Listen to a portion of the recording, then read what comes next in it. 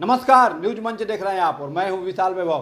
PM Modi की जो है रैली कल सिवान में हुई और उस रैली के बाद जो है अब बीजेपी और आरजेडी जो है कहीं ना कहीं एक दूसरे से भिड़ गए हैं। जहां इस रैली को सफल बता रहे हैं बीजेपी, तो वहीं आरजेडी जो है पीएम मोदी की इस रैली को लेकर हमलावर है और उनका स्पष्ट रूप से कहना है कि पीएम मोदी ने जिस तरह से राजद सुप्रीमो लालू प्रसाद पर जो बातें कही है वो कहीं ना कहीं गलत और भ्रामक है। क्या कुछ कहा है राजद और बीजेपी ने, आपको छोड़ जाते हैं दोनों के प्रतिक्रियाओं के साथ। बने रहिए न्यूज मंच के साथ। न्यूज मंच के लिए शिवम कुमार के साथ विशाल वैभव, पटना। जिन्होंने स्पष्ट रूप से समाज में बेहतर वातावरण के निर्माण की दिशा में, गंगा जमुनी संस्कृति को मजबूत बनाने की दिशा में सामने आकर के बंच ऑफ थर्ड की नीतियों का विरोध किया, जिसने सामने आकर के सांप्रदायिकरण की नीतियों का विरोध किया, जिसने सामने आकर के देश की संवैधानिक व्यवस्था को मजबूत बनाने में वैसी शक्तियों को चैलेंज किया जो कहीं ना कहीं बाबा साहब डॉक्टर भीमराव अंबेडकर के संवैधानिक व्यवस्था को कमजोर करना चाहती थी। ऐसी शक्तियों को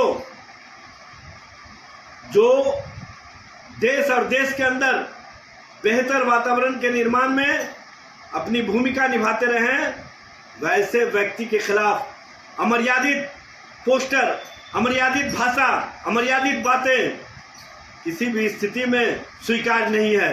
और ऐसे लोगों को इस बात को समझ लेना चाहिए कि शोषितों, वंचितों, पिछड़ों, दलितों, आदिवासियों, अल्पसंख्यकों की आवाज़ को आप जिस तरह से अमर्यादित भाषा में, अमर्यादित तरीके से और अमर्यादित तरीके का जो प्रस्तुतिकरण कर रहे हैं, ये स्वीकार नहीं है। और ऐसे लोग कहीं ना कहीं आरक्षण चोरी करने वाले हैं, आरक्षण की हकमारी करने वाले हैं।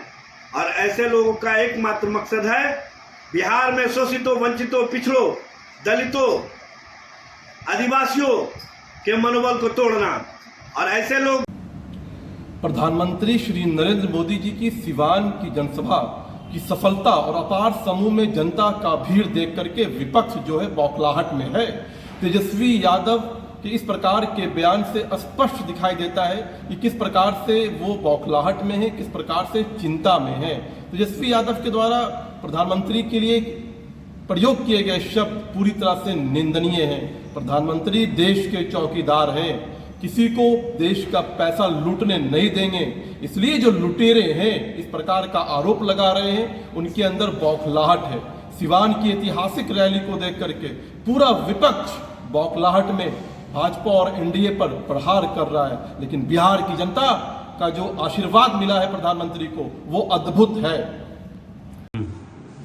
नरेंद्र मोदी जी सिवान की सभा को संबोधित करते हुए लालू जी पर मिथ्या आरोप लगाया है, अंबेडकर साहब के अपमान का, जिसको बिहार कभी मानता ही नहीं, क्योंकि अंबेडकर साहब के सपनों को किसी ने अगर साकार किया है इस धरातल पर, तो उसका नाम आदरणीय लालू प्रसाद जी है।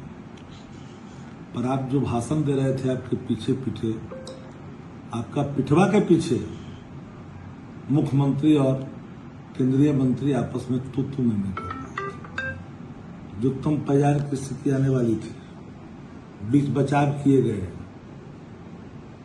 बात इस कदर बिगड़ी कि मर्यादाएं भी टूट रही थी। मुख्यमंत्री अच्छे थे, सबको पता है कब क्या बोलेगी। चिराग पासवान जी का चेहरा देखते ही नीतीश कुमार जी का सब कुछ बिगड़ जाता। बीच बचाव किए गए। प्रधानमंत्री जी मशगूल थे फेंकने में, फेंक रहे थे लंबा लंबा। बिहार तो पहले ही जानता है इनका बिगड़ेगा स्टाइल को। लीडर कम एक्टर ज्यादा है, बताने की जरूरत नहीं है।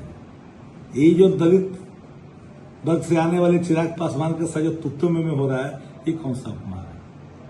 ये दलित का अपमान है कि नहीं? आपके गृह मंत्री पार्लियामेंट में जो बयान दिया अम्बेडकर अम्बेडकर अम्बेडकर, तर जाओगे लगता है बात, तो उससे ज्यादा राम का नाम तर जाता है। ये अम्बेडकर साहब का अपमान नहीं हुआ है? मूर्तियां भाजपाइयों ने थोड़ी अपमान नहीं हुआ है? भाजपा और अम्बेडकर साहब भाई दूर दूर तक नाता नहीं है। जो बैंक ऑफ थॉट वाले हैं, ये तो संविधान बदलने वाले हैं, और उसके नेता इस तरह का वक्तव्य दे रहे हैं तो सब लोग हंस रहा है कि अब कुछ बचा नहीं इन लोग के पास। ये जाएगा कभी 20 साल पहले, 15 साल में उपलब्धि कुछ रहा तब ना। लालू जी के जो बनाया हुआ, स्थापित किया हुआ रेल इंजन कारखाना था, उसका फीता काटने आया। अब पीछे केंद्रीय मंत्री, मुख्यमंत्री में उत्तम बुद्धि चल रहा है। जिन प्रत्यक्षदर्शियों ने जो बताया है ना, बड़ा ही अफसोसजनक है। ऐसा नहीं होना चाहिए।